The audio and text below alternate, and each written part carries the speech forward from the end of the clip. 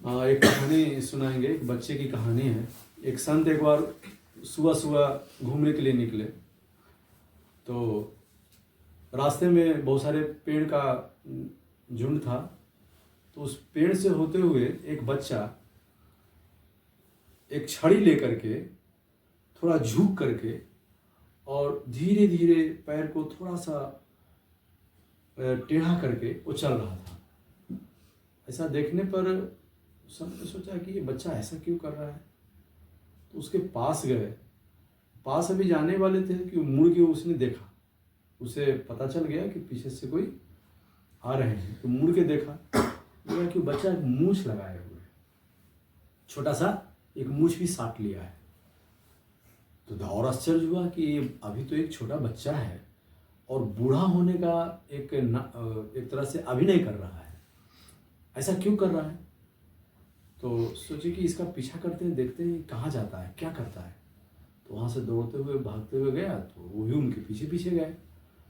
तो घर में घुस गया। घर में घुसा तो दरवाजे पर पहुँच गया और ठकठकाए।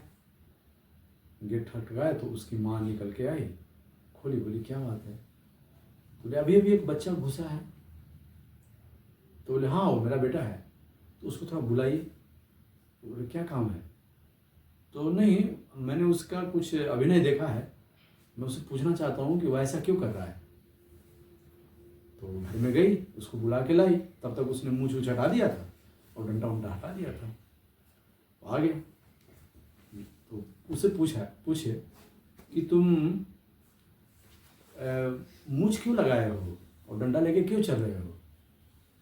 वो बच्चा कुछ भी नहीं बोला, और बोल भी क्या सकता था, कुछ बोला नहीं।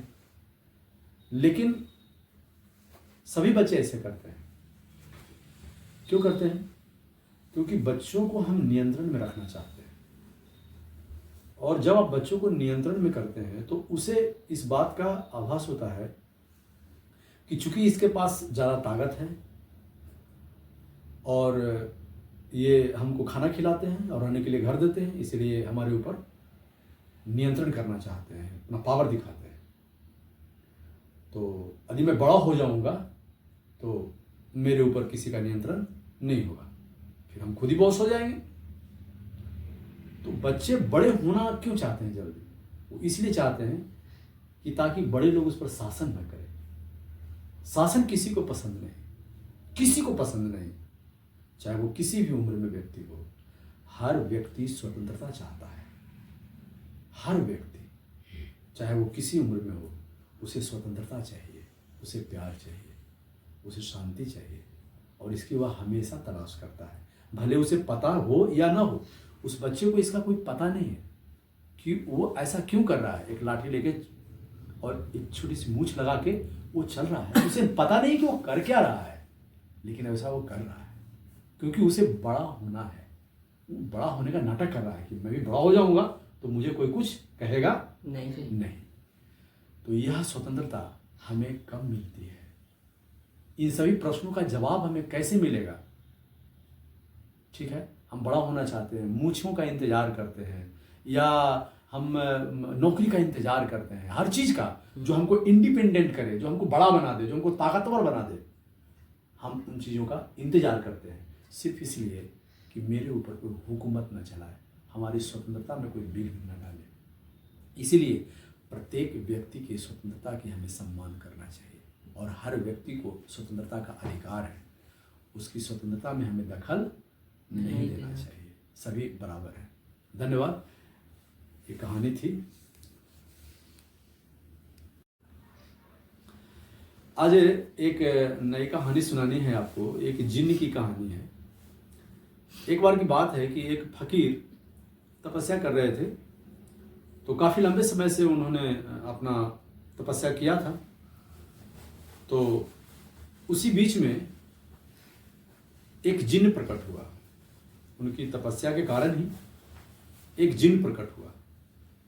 वो बोला कि आप जिस जगह पे तपस्या कर रहे हैं ये जगह मेरा है, लेकिन आपने जो तप किया है उसके प्रभाव से मैं आपके अधीन हूँ, और आप मुझे जो चाहें मुझसे करवा सकते हैं, मैं करूँगा।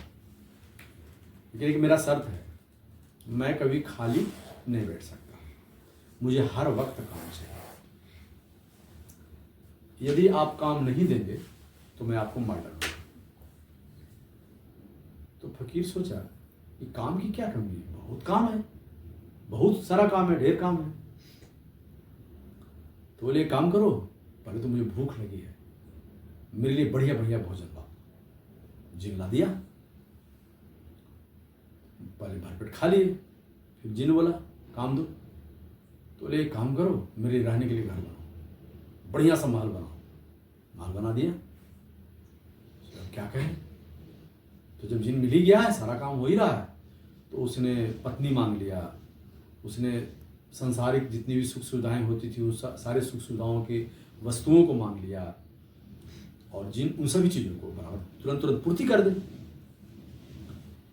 फकीर को लगने लगा, लगता है कि हम किसी फेर में पड़ गए हैं। सारा काम खत्म हो गया। उसको, फकीर को यह समझ में नहीं आने लगा कि अब हम इसे क्या करें। तो अब ये तो मर डालेगा हमें, और जिन बोल रहा है कि मुझे काम दो, नहीं तो मैं तुम्हें मार डालूंगा। तो इसी समय फकीर को अपने गुरु याद आए। सो गुरु की कुटिया की तरफ भागा, पूरा तेज दौड़ते हुए भागा। जिन भी उसके पीछे पीछे भागा। वो जल्दी से जाकर के गुरु की कुटिया में अंदर घुस गया। गुरु से बातचीत किया, अपनी सारी समस्याओं को बताया कि मेरे साथ गुरुदेव ये समस्या आ गई। जिन प्रसन्न हो गया। उसने बोला काम दो, मैंने काम दे दिया। अब वो कहता है कि काम नहीं दोगे तो मार ही डालूंगा, अब मैं क्या करूं। तो गुरु ने कान में उसको कुछ मंत्र बताया, कहा जाओ। वहां से वो निकला तो जिन बाहर ही खड़ा था। तो पूछा उससे, जिन मुझे काम दो। तो बोले फकीर मुझे घर ले चलो। वो तुरंत उसको उठाया और कुछ ही सेकंड में घर पहुंचा दिया। फिर फकीर बोले एक काम करो, सबसे दूर में जो सबसे लंबा और मजबूत बांस हो वो काट के ले आओ। वो गया, काट के ले आया, मजबूत और लंबा बांस काट के ले आया। बोले इसे आंगन में गाड़ दो। गाड़ दिया। बोला कि अब इसके ऊपर तुम नीचे से ऊपर और ऊपर से नीचे चढ़ो और उतरो, और ये तब तक करो जब तक हम तुम्हें दूसरा काम नहीं देते। इसे करते रहना। वो नीचे ऊपर करने लगा। जब 3 घंटा से ऊपर टपने लगा तो उसको लगा कि हम फंस गए, अब हम फंस गए, अब क्या करें। तो सोचा कि माफ़ी मांग लेते हैं फकीर से कि नहीं, मैं नहीं मारूंगा तुम्हें, मुझे पर रहम करो। तो गया फकीर के पास, बोला हमसे गलती हो गई, मैं आपको अब मारूंगा नहीं, मुझे माफ़ कर दीजिए, मैं शांत बैठूंगा, आप जब कहेंगे जो कहेंगे मैं काम कर दूंगा। तो फकीर सोचा ये तो आज्ञाकारी हो गया, अच्छा है। तो सानंदपूर्वक भी रहने लगा, अजीन भी रहने लगा, और उसका सारा काम भी समय से होता था, कोई काम इधर उधर भी नहीं होता था। और उसका काम धंधा ठीक से चलने लगा, अपना तप भी फिर से अच्छा से आरंभ कर लिया। तो ये कहानी थी। इस कहानी के माध्यम से क्या कहना चाहते हैं, ये जिन कौन है। और यह जिन प्रत्येक मनुष्य के पास है, हर मनुष्य के पास, आप सबके पास यह जिन है। तो जिन कौन है? मन। वेरी गुड, आपका जवाब बहुत ही अच्छा है। तो हमारे पास एक मन नामक जिन है जो 1 सेकेंड भी बैठने के लिए तैयार नहीं है। वो हमेशा उसको काम चाहिए, काम नहीं मिलेगा तो आपको खा जाएगा। खा जाने का मतलब वो आपको नकारात्मक विचारों की ओर ले जाएगा, आपको गलत कार्यों की ओर ले जाएगा, क्योंकि उसकी प्रवृत्ति ही ऐसी है ना। तो फिर हम इसका क्या करें, इस जिन का क्या करें। तो अपने पास में एक बांस है ना, लंबा वाला, रीड किया। बहुत बढ़िया, आप सब प्रशिक्षित हो गए अब। तो उसे हमने काम दिया है ऊपर से नीचे, एक शब्द प्राणायाम का, ऊपर से नीचे कि आवाज आते रहनी चाहिए नहीं, और उस आवाज के साथ पता चलना चाहिए कि तुम ऊपर जा रहे हो और तुम नीचे जा रहे हो।